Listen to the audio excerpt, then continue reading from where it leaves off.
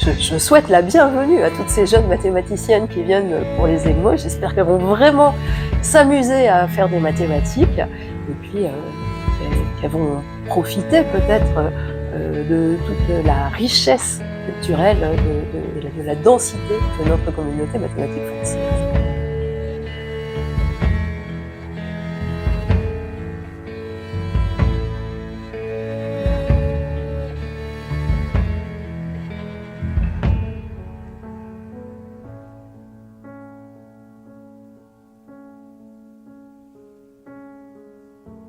D'une part, il y a le fait de rencontrer d'autres personnes qui font la même chose et qui participent aussi. Donc, je pense que ça permet de développer des contacts. Et donc, je pense que ça c'est très bien et que ça peut justement aussi donner envie à certaines de faire des mathématiques si elles n'ont pas pu, comme moi, qui n'avaient pas pensé que c'était quelque chose que je pouvais faire.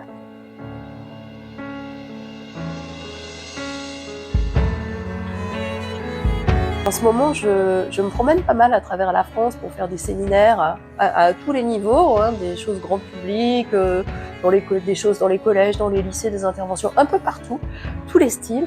Et je suis impressionnée de voir la quantité de gens qui s'intéressent aux maths et qui organisent des choses pour promouvoir les maths, que ce soit des profs de maths du secondaire, à des universitaires, à des gens qui s'intéressent aux maths.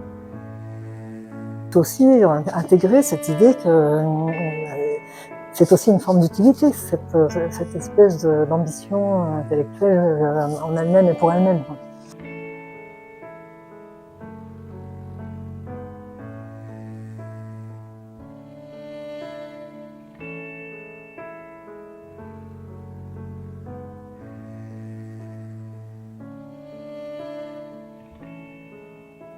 Il faut imaginer en train de sculpter quelque chose, de commencer, quand on résout un problème, on essaye de sculpter, mais on commence par quelque chose de très grossier, et puis il y a des choses puis après on affine, et puis on réaffine, etc.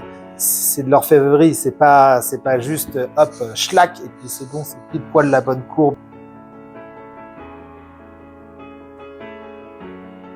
Et puis par ailleurs, le fait de s'entraîner et tout, je pense que c'est très utile et motivant.